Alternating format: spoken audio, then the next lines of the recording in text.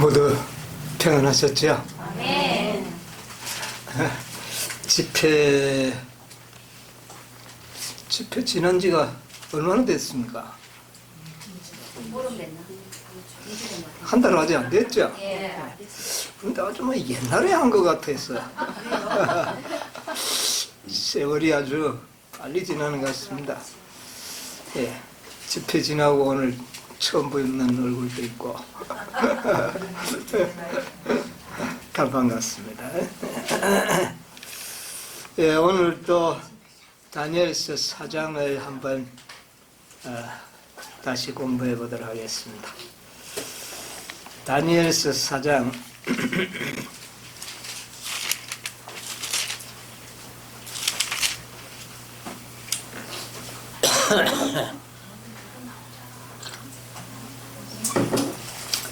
4장 16절로부터 있는 말씀을 제가 읽겠습니다. 또 그 마음은 변하여 인생의 마음과 같지 아니하고 짐승의 마음을 받아 7대를 지나리라. 이는 순찰자들의 명령대로요 거룩한 자들의 말대로니 곧 인생으로 지극히 높으신 자가 인간 나라를 다스리며 자기 뜻대로 그것을 누구에게든지 주시며 또 지극히 천한 자로 그 위에 세우시는 줄을 알게 하려 함이니라 하였느니라. 예, 이 느부갓네살 왕의 일대기를 오늘 또 한번 또 생각을 해 보겠는데요. 느부갓네살 왕이 뭐를 몰랐어요? 이 성경절 읽는 대로 17절을 보니까 느부갓네살 왕이 순찰자가 있다는 사실을 알았어요?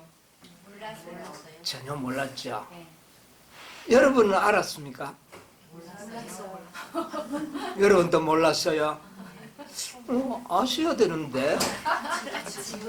지금은 아는데 그전에는 몰랐어요. 지금은 아세요? 네. 그래요. 지금은 아신데. 예. 야, 우리가 성경에 기록되어 있어 읽은 걸 질문하면 안다고 대답은 할 수는 있는데 여러분의 생활 속에 감찰자가 계심을 알고 생활하십니까? 네. 예, 아마 좀 내 생각이 더 먼저 나오죠. 예, 감찰자가 있다는 것은 누가 물으면 기억이 나도 생애 속에서 늘 인지하면서 그렇게 살지는 아직도 못하는 아마 생애가 많지 않겠는가 생각합니다. 여러분, 순찰자가 계십니다. 느부갓네살 왕은 이것을 전혀 알지 못했습니다. 이 다니엘서를 마지막 시대 백성들을 위하여 기록한 책 아닙니까? 이제 우리가 누가 계심을 순찰자가 살아계심을 여러분 잊어버리면 안 됩니다. 네. 순찰자가 살아계심을 우리가 잊어버리면 짐승이 돼버려요. 예. 여러분 시편 33편 13절로 14절 하면 누가 읽어보세요. 예. 여호와께서 하늘에서 감찰하사 모든 인생을 보시며 곧 그 거룩하신 곳에서 세상의 모든 거민을 하감하시도다. 예. 하늘에서 우리를 감찰하시는 분이 있는데 그분이 누구십니까? 여호와 하나님이 우리를 감찰하신다. 여러분 CCTV가 많이 작동하는 곳에 여러분 갈 때는 좀 기분이 좀 어떻습니까? 조금 온몸 유세도 한번 좀 살펴볼 거고 뭐 조심성이 좀 생길 겁니다. 하늘에서 하나님께서 여호와께서 모든 인생들을 감찰하시고 보신다는 사실입니다. 이거 여러분이 잊지 마시기를 바랍니다. 아멘. 시편 139편 1절로 4절 한번 보겠습니다. 네, 시편 139편 1절로 4절. 여호와여, 주께서 나를 감찰하시고 아셨나이다. 주께서 나의 앉고 일어섬을 아시며 멀리서도 나의 생각을 통촉하시오며 나의 길과 눕는 것을 감찰하시며 나의 모든 행위를 익히 아시오니 여호와여, 내 혀의 말을 알지 못하시는 것이 하나도 없으십니다. 여러분 이 말씀 여러 번 읽었었죠? 읽었었지만 이것을 마음속에 정말 생각하면서 사는 일에는 혹시 우리가 미치지 못하지 않았는가? 나를 감찰하시고 다 어떻게 해요? 아신다. 예. 나의 뭐를요? 내가 앉는 것, 일어서는 것, 다 멀리서도 보시고 통촉하신다. 어떻게 보면 꺼림칙하기도 하지만 아 정말 마음에 평화가 오지 않습니까? 누가요? 여호와 하나님이 우리를 다 보고 계신다. 우리의 모든 것을 안고 일어남을 아시는 우리 하나님께서 뭐 준비 좀 하지 않았을까요? 예. 그렇지 않습니까? 와 나를 이렇게 감찰하는 조사하는 이 감찰이라는 건 이 감찰부 나가 조사하는 거잖아요. 문맥적으로 보면 그런데 보살핀다는 뜻입니다. 뭐 감찰도 하시죠 물론. 예. 문자적으로 감찰도 합니다. 그러나 보살핀다는 의미가 더 강력합니다.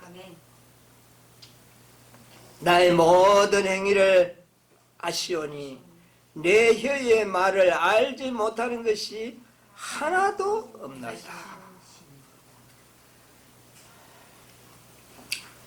예, 이런 하나님이 계심을 인하여 여러분 감사합시다. 믿음이 좀 생기지 않습니까? 모든 사정을 아시는 분은 나를 도와주실 수 있을까요? 당연하죠. 당연하죠. 도우실 겁니다. 예, 함께 하실 겁니다. 시편 7편 8절로 9절 또 한번 볼까요? 여호와께서 만민에게 심판을 행하시오니 여호와여, 나의 의와 내게 있는 성실함을 따라 나를 판단하소서. 악인의 악을 끊고 의인을 세우소서. 의로우신 하나님이 사람의 심장을 감찰하시나이다. 의로우신 하나님이 사람의 뭐를요? 심장을요. 심장. 심장. 우리의 심장을 감찰하신다. 하나님 앞에는 솔직해야 됩니다. 왜요? 내 심장을 감찰하신다. 내 마음을 감찰하신다.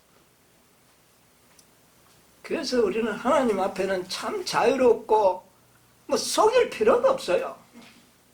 위선할 필요도 없습니다. 솔직한 그대로 우리가 주님께 나아가서 기도하면 우리를 어떻게 해요? 참 적절하게 도와주시고 오늘 도와달라고 하는데 안 도와준다고 섭섭할 필요도 없어요.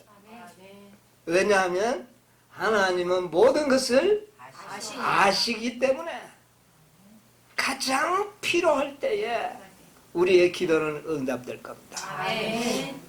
뭐가 필요한가? 여러분에게 뭐가 필요한가? 여러분이 구원에 관련하여 가장 필요한 때 우리를 도우실 거예요.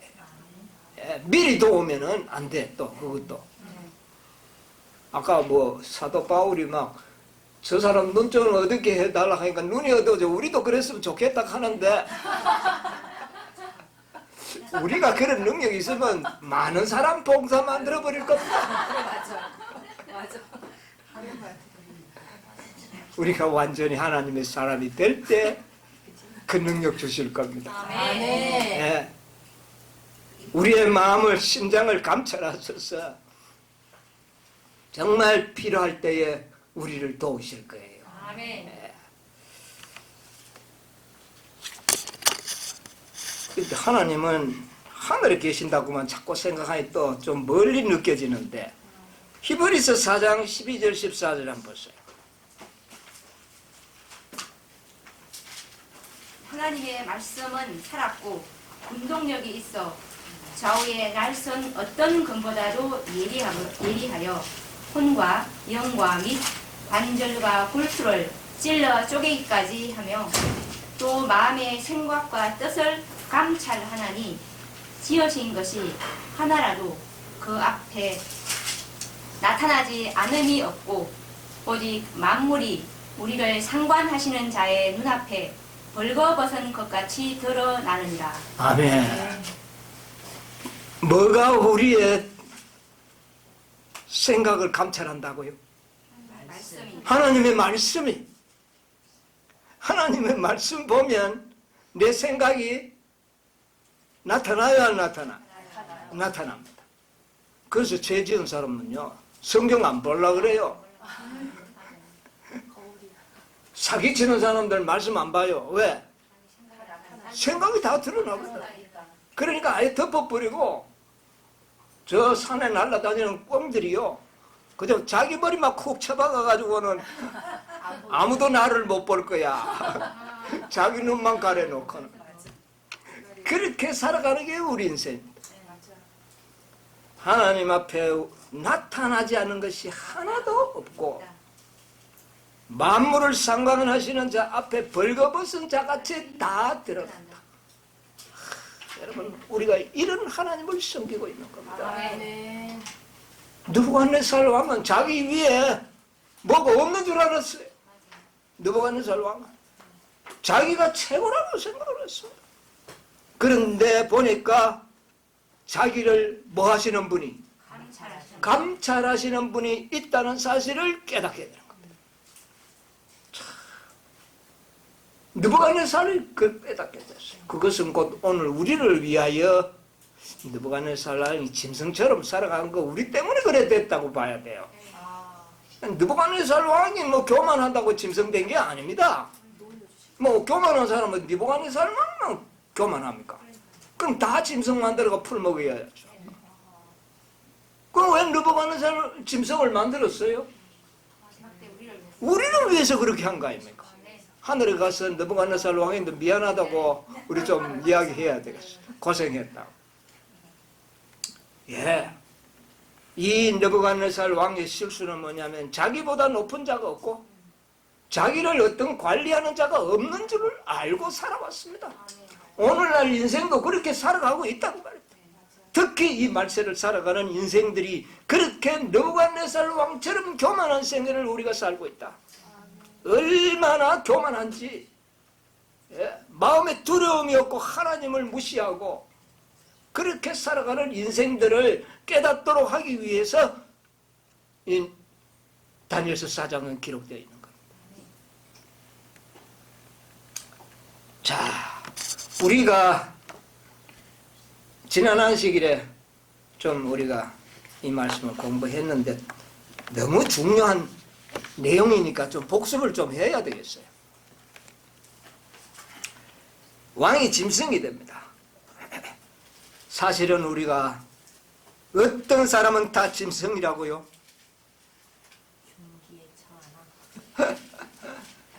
예. 우리 시편 한번 찾아봅시다. 그러면 시편 49편 12절 한번 보세요. 사람은 존귀하나 장구치 못하며 멸망하는 짐승 같도다. 예, 사람은 매우 존귀합니다. 왜 존귀합니까? 하나님의 형상으로 예, 존귀한 이유는 하나님의 형상이 사람에게 있었기 때문에 그렇습니다. 예, 하나님의 품성, 하나님의 영광이 우리 모든 인생들에게, 아담에게 하나님의 영광을 가진 존재로 창조되었습니다. 그래서 하나님의 영광을 가진 자들은 장구치 못한 게 아니라 장구하는 것입니다. 장구히 사는 겁니다. 뭐요? 영원을 살아가도록. 그래서 생명과를 에덴 동산 중앙에 심어놓으신 겁니다. 왜? 존귀하게 하나님의 영광을 가진 자는 생명과를 먹고 영원히 살아라는 겁니다. 그런데 영생이 범죄함으로 영생을 잃어버렸을 때 인간의 신분은 사실은 뭐가 된 겁니까? 존귀한 것 같은데 다 뭐가 됐다고요? 짐승과 같으니라. 이것이 우리가 배운 공부 아닙니까? 여러분, 이것을 마음에 인정하기 싫어도 인정해야 됩니다. 내가 영생이 없으면 짐승이라는 것입니다. 네. 자, 그래서 우리가 이 아담이 선악과를 따먹고 뭐 되려고 했어요? 하나님처럼 마귀가 찾아와서 유혹할 때에 네가 이걸 먹으면 너도 누구와 같이 된다? 하나님과 같이 된다. 그러니까 하나님과 같이 되려고, 하나님과 같이 되고자 하는 교만한 마음이 생겨서 그걸 먹은 겁니다. 그분 동기가 거기 있어요.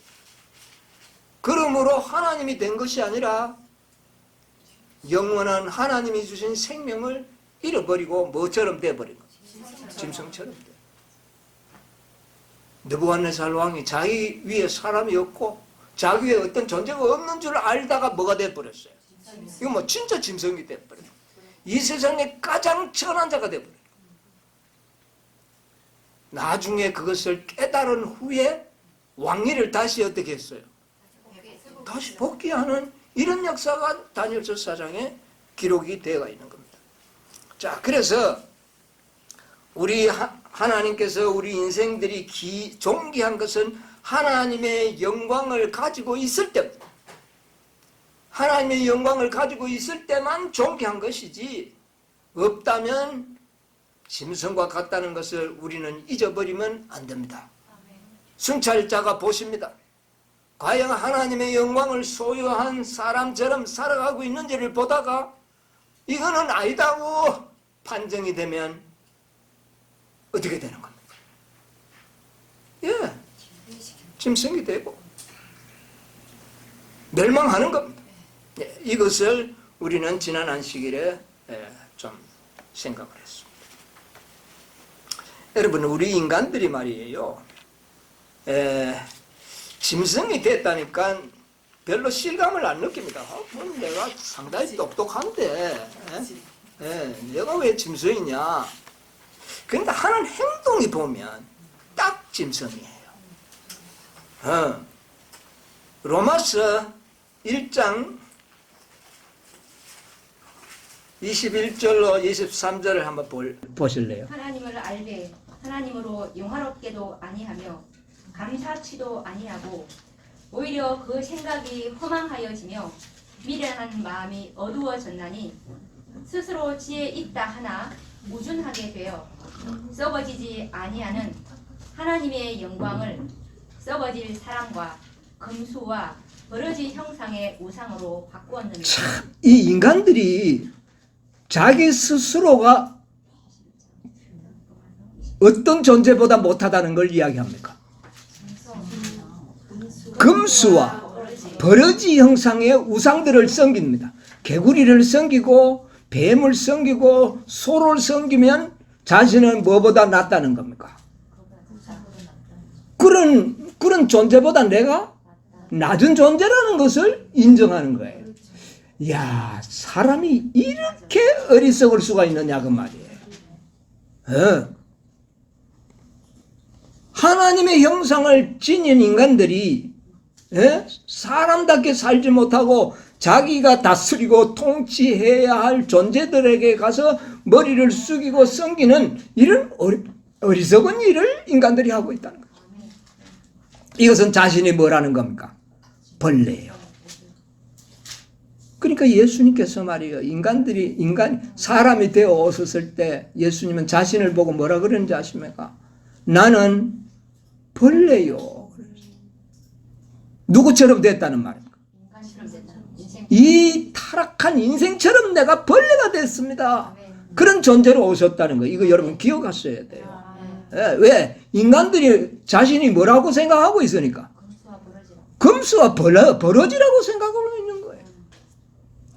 그래가지고 하는 짓거리가 뭐냐면은 26절 27절 보세요. 로마서. 이를 인하여 하나님께서 저희를 부끄러운 욕심에 내어버려 두셨으니 곧 저희 여인들도 순리대로 쓸 것을 바꾸어 영리로 쓰며 이와 같이 남자들도 순리대로 여인 쓰기를 버리고 서로 향하여 업욕이 부릴 듯하매 남자가 남자로 더불어 부끄러운 일을 행하여 저희의 그릇됨에 상당한 보응을 그 자신에 받았느니라.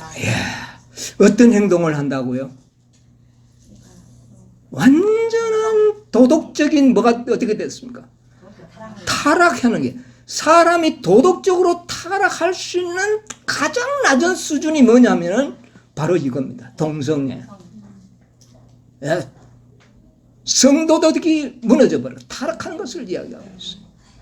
자, 벌레들은요 뭐 그런 게 있습니까? 짐승들은 그런 게 없어요. 전혀 거기에 대한 관념이 없어요. 그러니까 우리 인간들이 짐승이 하나님의 형상을 잃어버렸을 때 짐승이 됐다는 것을 여기 증명하고 있는 거예요. 네. 우리 인생들이 타락하자마자 즉각 이런 현상이 나타났어요. 노아의 때와 같으리라. 롯의 때와 같으리라. 그들의 죄가 뭐였어요? 동성애였어요. 얼마나 타락해버렸는지. 오늘날에 인자가 올 때도 그렇게 되리라.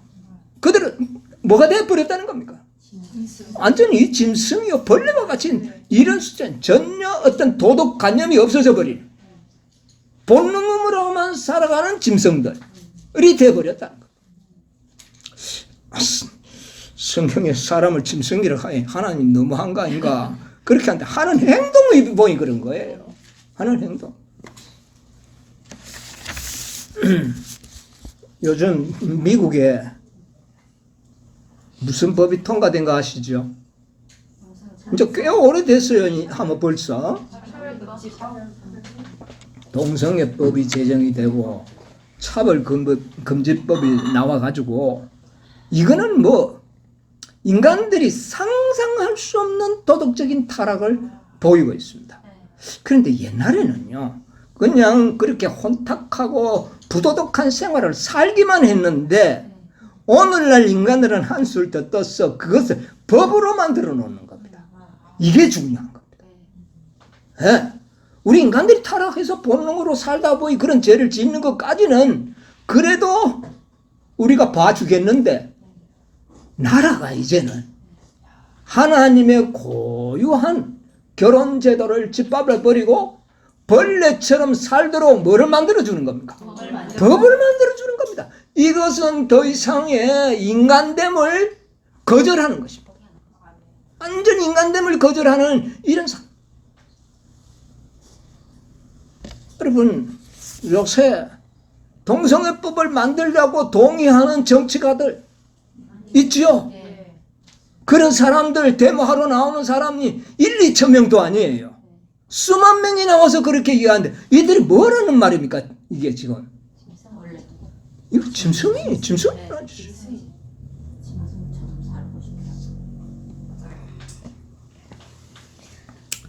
예. 오늘날의 정치가들, 왕들도 대통령들도 국회의원들이 이런 법을 동의하고 만들자고 그렇게 지금 온 세상이 다 만들었어요. 한국도 이제 곧 머지않아 만들 겁니다. 머지않아 만들 겁니다. 그래서 이 세상의 모든 왕이나 백성들을 물론하고 모두가 다 뭐가 되어버렸습니까 지금? 마지막 때에 사는 모든 인간들이 인류가 짐승이 됐다는 것을 깨닫도록 하기 위하여 다니엘서 4장은 기록되었다 그 말입니다. 예. 우리도 이거 몰랐으면 뭐 될 뻔했어요? 짐승 될 뻔했어요. 짐승 될 뻔했어요. 그래서 다니엘은 이야기합니다. 4장 13절로 한 번 더 보겠습니다. 내가 침상에서 내 속으로 받은 이상 가운데 또 먼저 한 순찰자, 한 거룩한 자가 하늘에서 내려왔는데 그가 소리질러 외쳐서 이처럼 이르기를 그 나무를 베고 그 가지를 찢고 그 잎사귀를 떨고 그 열매를 해치고 짐승들로 그 아래에서 떠나게 하고 새들을 그 가지에서 쫓아내라. 그러나 그 뿌리에 그루터기를 땅에 남겨두고 철과 놋줄로 동이고 그것으로 들 청초 가운데 있게 하라. 예, 됐습니다. 자, 여기 보니까 순찰자가 내려와서 나무를 베고 가지를 찢고 뭐 잎사귀를 다 떨고 버리고 짐승들을 다 내쫓고 난 다음에 그 뿌리 그루터기를 어떻게 하라? 땅에 남겨두고 철로 묶고 동이고 동으로 동이고 또 묶고 이거 이게 뭡니까? 예? 그거를 그 고지를 보존하라. 이 나무에 손대지 말라는 거 아닙니까? 예. 묶어놓고 관리한다는 이야기예요. 뭐 그냥 놔놓으면 누구든지 와가지고 폐가 뿌리겠지. 뗄라면 하려고. 그런데 묶어놓고 이 나무를 손대지 마라. 그 말입니다 이게. 그렇잖아요. 이 나무는 손대지 마라. 몇 대를 지날 때까지? 7대. 7대를 지날 때까지 손대지 마라. 여기에 놀라운 구속의 경륜이 함축되어 있다는 겁니다. 느부갓네살 개인에게도 이것은 놀라운 참 축복의 상징이요 예언이지만 구속의 경륜으로 봤을 때 놀라운 하나님의 사랑이 이 상징 속에 들어있습니다. 자, 시편 115편 16절 한번 보겠습니다. 시편 115편 16절. 하늘은 여호와의 하늘이라도 땅은 인생에게 주셨도다. 예, 뭐라 그랬어요? 하늘은 여호와의 하늘이라도 땅은 인생에게 주셨도다. 이게 하나님의 구속의 계획입니다. 하늘은 누구의 것이다? 여호와 하나님의 것이다. 그러나 땅은 누구에게 주겠노라? 사람에게 주겠노라. 자, 이 나무를 새로 동으로 꽉 묶어놓은 것, 묶어놓고 7년 후에 7년 동안 보관한 것은 7년 후에 개인적으로는 느부갓네살 왕이 뭐가 회복될 것을? 왕위가 회복될 것을 해석했잖아요, 다니엘. 놀랍죠? 자, 우리 인간들도 우리가 그만 범죄함으로 말미암아 우리가 이 지구의 왕권을 누구한테 빼앗겨 버렸습니다. 사단에게. 사람이요. 아담이. 아담은 고유명사도 되지만 일반 명사도 됩니다. 아담, 사람이거든요. 사람이 왕권을 잃어버렸어요. 그런데 하나님께서 그 왕권을 완전히 걷어가도록 내버려 두지 않고 그 왕권을 어떻게 했다고요? 세 줄로 묶고 동으로 묶어서 보존하셨다. 왕위를 보존하셨다는 겁니다. 언젠가는 이 왕권이 다시 회복될 것이라고 하는 것입니다. 이것이 구속의 경륜이에요.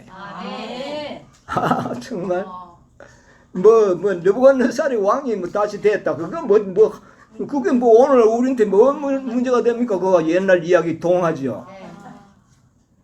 이 속에 하나님의 구속에 담겨져 있기 때문에 이 역사는 중요한 겁니다. 아멘. 느부갓네살의 왕권을 묶어서 보존해 주셨던 것처럼 이 지구의 왕권을 사람이 잃어버렸지만 다시 돌려받을 것을 여기에 역사하고 있는 겁니다. 아멘. 얼마나 놀라운 구속의 계획입니까? 아멘. 하나님은 우리 인간들에게 왕권을 다시 돌려줄 겁니다. 아멘. 사람들에게 하늘은 하나님의 것이라도 땅은 인생들의 것이로다. 하나님은 약속하신 거 변하지 않습니다. 아멘. 동요 묶어놨어요. 몇 대까지? 7대. 여러분 구속의 경륜이 환히 드러나지 않습니까? 아멘. 예, 이건 놀라운 일입니다. 예, 하나님께서는 짐승이 돼버린 느부갓네살 왕권을 지켜주셨어요. 예, 지켜주셨어요.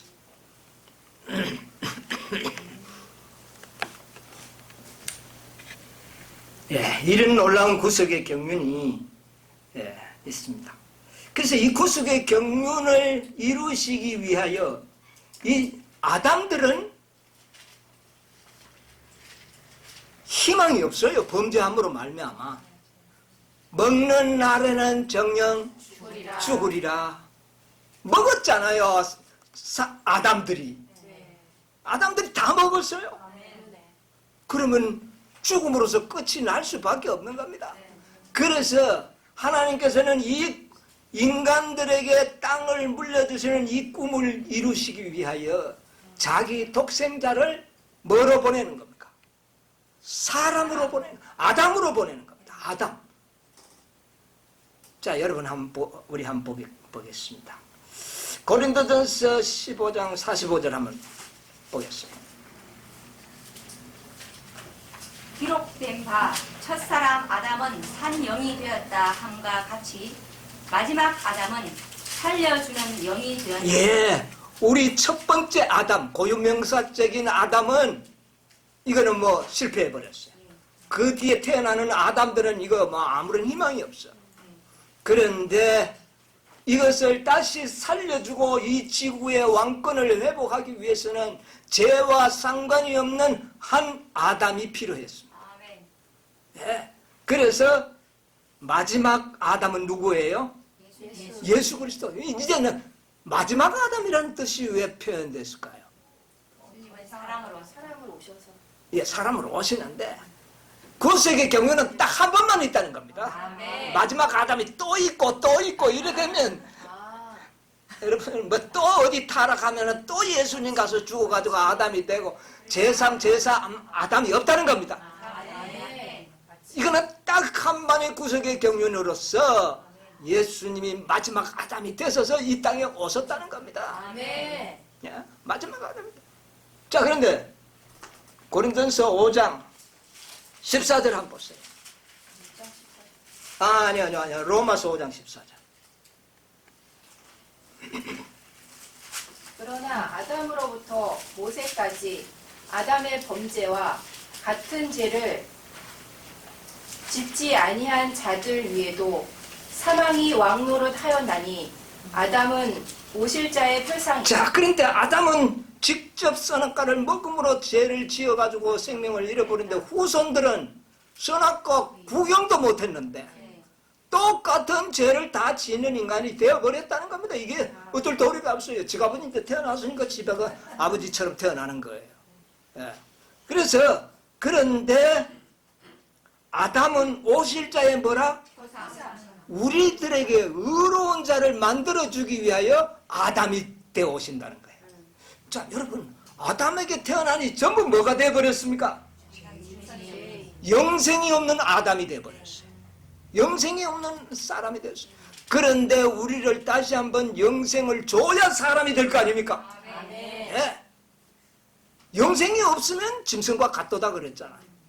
그래서 우리에게 영생을 주시기 위해서는 죄와 상관없는 둘째 아담이 필요했다고 말이에요. 그래서 그분을 믿으면 그분이 의롭기 때문에 내가 뭐가 되는 겁니까? 의로 되는 거예요. 난 죄 안 지었는데 태어나자마자 죄인이 되어버렸어요. 그래요, 안 그래요? 그런데 이제 우리가 예수 믿음 안에서 태어나면 한 번도 의를 행하지도 않았는데 뭐가 돼요? 이게 바로 오실 자의 표상이라는 거예요. 아멘. 첫째 아담에게 태어날 때 이렇게 했던 것처럼 둘째 아담으로 믿음으로 말미암아 태어나면 의인이 되고 구원을 얻는다는 겁니다. 사람이 된다는 거예요. 아멘. 예. 사람이 되면 사람의 행동을 하게 돼 있는 겁니다. 아멘. 원숭이가 아무리 인간들 흉내내도 그거는 원숭이에요. 뭐로 태어나야 돼요? 사람. 사람으로 태어나. 사람으로 태어나기 위해서는 둘째 아담으로 태어나야 된다. 이게 표상이라는 거예요. 이게 구속의 경륜이라는 겁니다. 아시겠습니까? 자, 그래서 8장 3절 한번 보세요. 율법이 육신으로 말미암아 연약하여 할 수 없는 그것을 하나님은 하시나니 곧 죄를 인하여 자기 아들을 죄 있는 육신의 모양으로 보내어 육신의 죄를 정하사 육신을 쫓지 않고 그 영을 쫓아 행하는 우리에게 율법의 요구를 이루어지게 하려 하심이니라. 예, 됐습니다. 자, 여기 보니까 하나님의 아들을 이 땅에 둘째 마지막 아담으로 보낼 때 어떤 상태로 보냈다고요? 죄 있는 육신으로 오셨다. 왜 예수님이 죄 있는 육신으로 와야 될까요?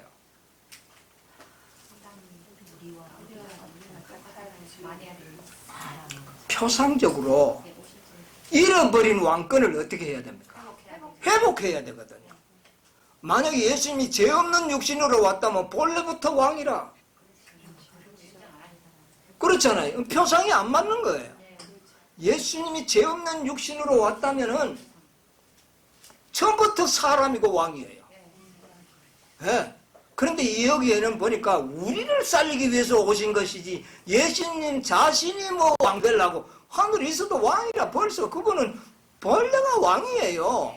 그런데 우리를 살리기 위하여 사람이 아담이 되어서 왔다는 거예요. 죄 있는 육신으로. 그래서 죄 짓지 않는 생애를 사심으로 죄와 상관없는 자가 되어서 우리에게 의를 주실 수 있는 마지막 아담이 되셨다는 겁니다. 그래서 표상적으로 예수님은 다시 회복받는 아담이 되시는 거예요. 그는 죄 있는 육신으로 왔지만 죄와는 상관없는 생애를 살았어요. 그래서 뭐를 받을 수 있어요? 왕권을 가질 수가 있는 거예요. 왜? 사단에게 싸워서 이겼거든요. 사단이 가지고 있던 왕권을 뭐 하는 겁니까? 다시 떼어서 오는 거죠. 그래서 그 왕권을 우리에게 주는 겁니다. 이게 구속의 경륜이에요. 놀라운 구속의 경륜이죠. 자, 우리 계시록 22장 5절 한번 보세요. 다시 밤이 없겠고 등불과 햇빛이 쓸데없으니 이는 주 하나님이 저희에게 비추심이라. 저희가 세세토록 왕노릇 하리로다. 저희가 세세토록 뭐 하리라? 왕노릇 하리로다. 저희가 누굽니까? 구원받은 우리 모든 인생들. 세세토록 우리에게 뭐를 주겠다? 왕권을 주겠다. 이것이 구속의 경륜이에요. 우리에게 이 지구를 돌려주고 이 지구에서 세세토록 지구의 왕권으로 살 수 있도록 해주시기 위하여 예수님이 이 땅에 오신 거예요. 아멘. 이런 구속 경륜이 들어있는 겁니다. 자, 그런데 예수님은 무슨 왕이에요? 예, 그분은 왕은 왕인데 왕 중에 왕이에요. 그런데 그분이 누구예요? 아담. 사람이에요. 아담. 사람이 됐었잖아요. 예. 그래서 사람이 이 땅을 통치함과 동시에 온 우주를 통치하는 존재가 되어버린 겁니다. 그래서 죄가 많던 이 지구가 뭐가 많은 것이 되어버렸습니다.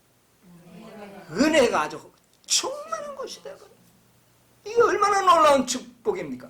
이게 바로 구속의 경륜이에요. 그것을 위하여 이 느부갓네살 왕의 꿈속의 나무를 어떻게 해놨다고요?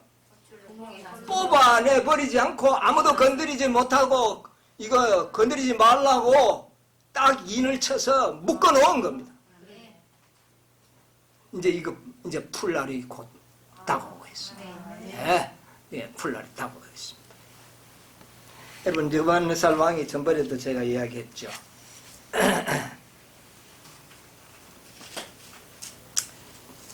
일곱 대를 지나서 왕권이 회복됐지 않습니까? 일곱 대. 그래서 이것이 오늘날 우리들에게 뭡니까? 예, 우리 인간들이 회복되는 그 일곱 대. 지난 시간에 말씀드렸습니다. 때는 1년을 이야기하죠. 통상적으로 1년이지만은 그것은 어떤 순간, 시간을 이야기할 때도 똑같이 있다. 때를 이야기합니다. 예, 그렇기 때문에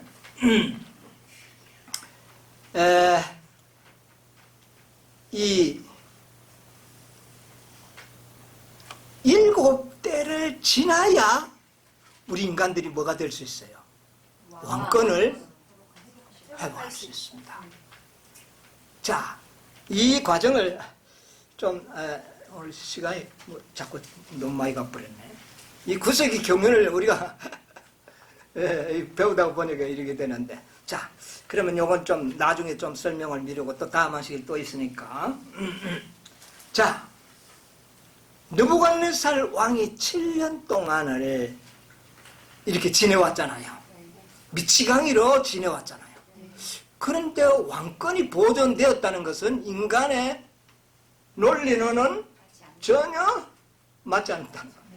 그것을 증명해 볼 수 있는데, 느부갓네살 왕이 바벨로니아를 통치한 연수가 43년을 통치했습니다. 43년. 그리고 그 밑으로 23년을 통치하고 자손들이 나라가 망해버립니다. 바벨론의 멸망은 세상 멸망을 이야기하잖아요. 계시록에나.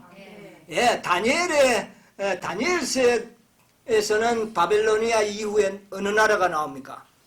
메데 페르시아가 나오지만은 사실은 계시록으로 옮겨가 보면 바벨론 이후에는 하나님의 나라잖아요. 예, 계시록 18장의 바벨론의 멸망은 세상의 종말을 이야기하거든요. 이 일단락입니다. 그러니까 이 느부갓네살 왕의 이 역사를 상세기 우리가 연구할 수밖에 없는 이유가 거기 있어요. 세상의 멸망과 관련된 역사이기 때문에 그래요. 자, 그런데 보십시오. 역사를 보니까요, 느부갓네살 왕이 회복되고 난 다음에 금방 죽었어요. 죽고 난 다음에 누가 왕이 됐느냐면 그 아들이 왕이 됐어요. 왕이 이름이 성경에는 에월 무르닥이라고 나옵니다. 에월 무르닥. 이게 열왕기 하 2장 25장 그에 그 보면 에월 무르닥이 나오는데 역사책에는 아멜 마르둑이라고 나와요. 아멜 마르둑. 그런데 이 아들이었는데 몇 년을 통치했느냐면은 딱 2년 통치하고 정적들에 의하여 암살을 당합니다. 2년 통치하고. 근데 그 죽인 자가 누구냐면은 느부갓네살 왕의 사위입니다. 딸의 남편이 이 왕의 아들을 죽입니다. 그 사람의 이름이 네리글라살. 그런데 이 사위가 4년을 통치합니다. 그 왕을 죽이고 4년을 통치해요. 그리고는 죽고 그 네리글라살의 아들이 왕위에 올랐는데 얼마 통치하느냐면 2개월을 통치하고 죽어버립니다. 2개월. 누구한테 죽느냐? 다른 사위에게 죽었어요. 느부갓네살 왕의 다른 사위에 의하여 죽임을 당합니다. 그래서 이 아들을 죽인 다른 사위가 누구냐면은 바로 나보리더스입니다. 그런데 이 나보리더스는 유약해가 별로 정치에 그게 없어서 하지 않는데 그의 추종자들이 그를 죽이고 나보리더스를 왕위로 올라 세웠어요. 나보리더스는 그런 인물이 아니었어요. 예, 그래서 그 추종자들이 그런 짓을 해버렸어요. 그러니까 2개월. 그 다음에 나보니더스가 17년을 통치합니다. 17년을 통치하는데 이 통치 기간을 보면 2년, 4년, 그 다음에 2개월, 17년 다 보태면 몇 년이냐면 23년이에요. 그런데 2개월짜리 왕도 있고 2년짜리 왕도 있고 4년짜리 왕이 있는데 7년 동안 미치광이가 된 왕을 그대로 놔뒀다? 이거는 있을 수가 없는 이야기예요. 네. 누구 손에 의하여 죽어도 10번도 더 죽어야 할 그런 왕 죽였다고 해서 누가 말하겠습니까? 그런데도 그 왕권은 보존되었다. 9세기 경륜을 설명하기 위하여 그 왕권은 보존되어야 했습니다. 느부갓네살 왕권은. 몇 대가 지날 때까지? 7대가, 정확하게 7대가 지날. 그리고 난 다음에 뭐를 쳐다보니까? 하늘을 쳐다볼 때 총명이 들어와. 7대가 지나면 총명이 들어와서 사람이 된 거예요. 여러분, 우리 인간들도요, 7대가 돼야 총명이 완전한 인간이 됩니다. 완전한 인간이 됩니다. 여러분, 우리 고린도전서 15장 51절 52절 한번 읽어보세요. 보라, 내가 너희에게 비밀을 말하노니 우리가 다 잠잘 것이 아니오. 마지막 나팔에 순식간에 호련히 다 변화하리니 나팔 소리가 나매 죽은 자들이 썩지 아니할 것으로 다시 살고 우리도 변화하리라. 예, 됐습니다. 자, 예수님이 이 땅에 오셔서 죽은 의인들을 어떻게 합니까? 부활시키는데 어떤 몸으로요? 썩지 아니할 몸. 그러니까 지금 우리가 가지고 있는 육체가 아닌 완전한 육체로 변화시켜서 일으킵니다. 우리 살아있는 자들도 그때에 호련히 다 변화됩니다. 이때가 완전한 사람이에요. 이때가 대완전한 사람입니다. 확실합니까? 이거는 7대가 돼야 돼요. 7대가 돼요. 우리 썩을 육체를 가지고 있을 때는 늘 불안하고 뭐가 좀 찜찜해요. 죄를 안 짓는 생애를 살아도 이 썩을 육체를 가지고 있는 동안은 뭔가 불안전하고 힘들어요. 얼마가 지나야? 7대를 지나야 되는 겁니다. 6천년이 끝나야 된다 그 말입니다. 예, 이것을 구속의 경륜을 이야기하는 거예요. 예. 자, 7대가 우리가 자세히 보면 이제 우리가 뭐가 지금 차가고 있습니까? 때가 기한이 차가고 있죠. 기한이 차가면 제일 먼저 해야 할 일이 있어요. 예수님이. 이것은 뭐냐면은 왕권을 뺏어간 우리 아담의 사람의 왕권을 뺏어간 사탄 마귀를 어떻게 해야 돼요? 요거 잡아야 돼요. 생포를 해야 됩니다. 생포를 해가지고 수갑을 딱 채워가지고 어디에 집어넣어야 돼요? 무지경에 집어넣어야 되는 겁니다. 이것까지가 6천년에 하는 일이에요. 여러분, 예수님이 재림 오실 때의 장면을 계시록 19장에 보면 구름 타고 오는 것이 아니고 뭐 타고 오는 것입니까? 백마는 전쟁터의 장군들이 타는 것 아닙니까? 그러니까 먼저 예수님은 대쟁투를 끝내야 돼요. 그래서 왕의 모습으로, 장군의 모습으로, 왕은 아직 실제적으로 등극은 안 했지만 그런 모습으로 온다 그 말이에요. 옛날에 고레스 왕이 아직까지 왕이 아니었지만 고레스가 와서 했듯이 그렇게 되는 겁니다. 그래서 백마를 타고 오시는 거로 성경은 이야기하고 있어요. 우리 한번 증거를 한번 남겨봅시다. 19장 11절 보세요. 계시록 19장 11절. 또 내가 하늘이 열린 것을 보니 보라 백마와 탄자가 있으니 그 이름은 충신과 진실이라. 그가 공의로 심판하며 싸우더라. 예수님이 이 땅에 오셔서 의인들을 부활시켜서 하늘에 데려가기 전에 먼저 뭐가 이루어져야 합니까? 먼저 뭐가 이루어져야 돼요? 심판하는 일이 있어야 돼요. 공의롭게 심판해서 심판하며 싸우기 위하여 백마를 타고 있습니다. 이 일이 먼저 있습니다. 의인들을 부활시키기 전에 이 일이 먼저 있어야 돼요. 이거는 상징적입니다. 예수님이 결코 백마를 타고 오지는 않으니까요. 자, 그 다음에 14절, 19장 14절. 하늘에 있는 군대들이 희고 깨끗한 세마포를 입고 백마를 타고 그를 따르더라. 예, 여기 있는 하늘의 군대들이 희고 깨끗한 세마포를 입었다. 누구예요? 여러분, 이 세마포는 의인들이 입는 옷을 상징합니다. 그러니까 세마포를 입었다는 것은 이 땅에서 그리스도로 말미암아 죄에서 승리한 무리들을 의미하는 겁니다. 그러니까 그들이 무슨 옷을 입고요? 세마포, 흰 옷을 입고 승리했으니까 백마를 타고 이제 누구와 함께? 예수님과 함께 마귀를 잡으러 오신. 이게 대쟁투의 최종전. 세마포를 입은 군대들이 예수님과 함께 마귀를 잡는 겁니다. 여러분, 사단은 14만 4천인들이 완벽한 승리가 있기 전에는 항복하지 않습니다. 그래서 먼저 14만 4천인들이 완벽한 승리가 있었다는 겁니다. 있었기 때문에 그 군대를 데리고 예수님은 마귀를 잡으러 오시는 겁니다. 마귀를 잡아서 어디에다가요? 무저경에. 20장 2절로 3절 한번 보세요.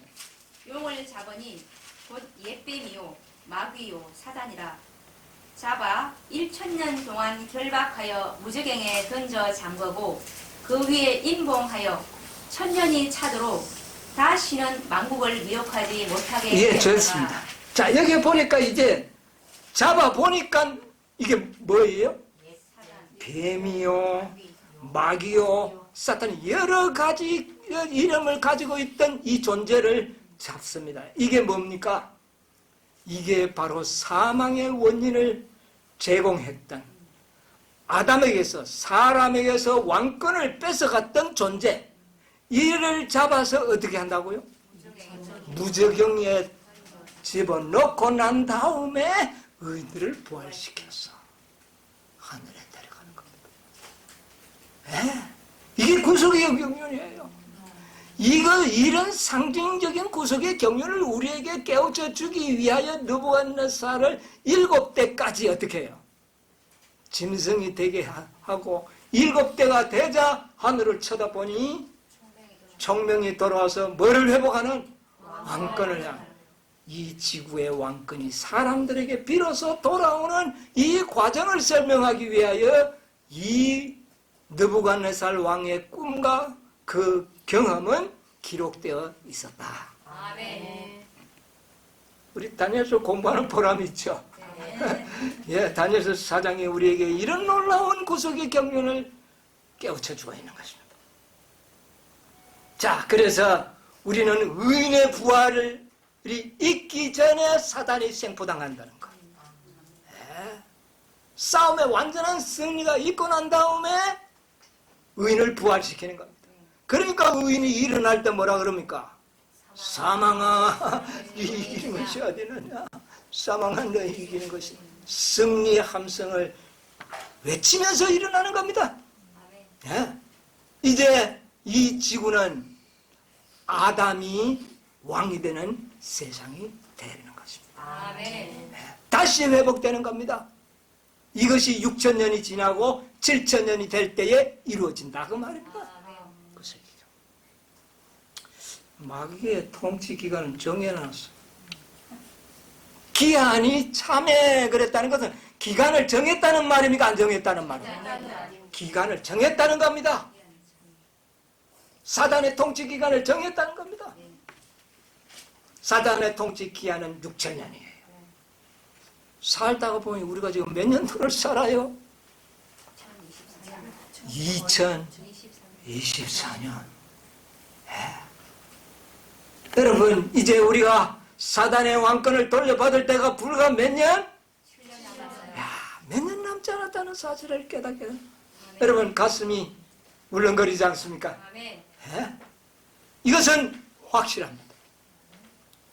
느부갓네살 왕의 꿈을 여기 이렇게 기록하셨던 모든 목적이 오늘날 이 진리를 깨닫고 믿음을 가지고 소망 중에 우리를 살도록 하기 위하여 이 역사는 기록되어 있었던 겁니다. 아멘. 기한이 차면 이루어질 겁니다. 근데 그 기한이 여러분과 저의 목전에 지금 와가 있는 겁니다. 아멘. 이 소식을 세상에게 좀 알려야 되지 않겠습니까? 아멘. 이 기쁜 소식 아닙니까? 여러분이 앞으로 이 기쁜 소식을 세상에 전해야 됩니다. 아멘. 느부갓네살 왕이 이 경험을 하고 난 다음에 조서를 내려가지고 온 세상에 공포했지 않습니까? 우리는 안 해도 되겠습니까? 우리는 먼저 알려야 되겠습니다. 이 놀라운 기별, 이 복된 기별을 우리는 알려야 될 것 같습니다. 아멘. 우리 모두 이제 사단의 통치 기한이 거의 찼다는 사실을 세상에 공포하면서 자다가 깰 때가 되었다는 사실을 알려야 되는 겁니다. 아멘. 여러분, 깊은 잠에 지금 빠져가 있습니다. 하늘을 우러러 보니까 정병이 들어왔어요. 요즘 세상 사람들이요, 하늘을 안 쳐다봐요. 하늘을 안 쳐다봐. 만날 뭐만 쳐다봐요. 핸드폰만 쳐다봐. 땅만 보고 이래가지고 전봇대에 아주 부딪히기도 하고.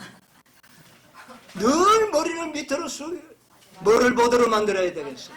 하늘을 보도록 우리는 만들어야 됩니다. 그것은 뭐냐? 기한이 차고 있다는 이 놀라운 때의 기별을 우리가 전해야 되는 것입니다. 아멘. 이것이 전파됨이 없이는 끝이 오지 않을 것입니다. 우리 모두 때의 기한을 전파하는 슬기로운 종들이 되시기를 간절히 바라면서 오늘 말씀을 마치도록 하겠습니다. 아멘.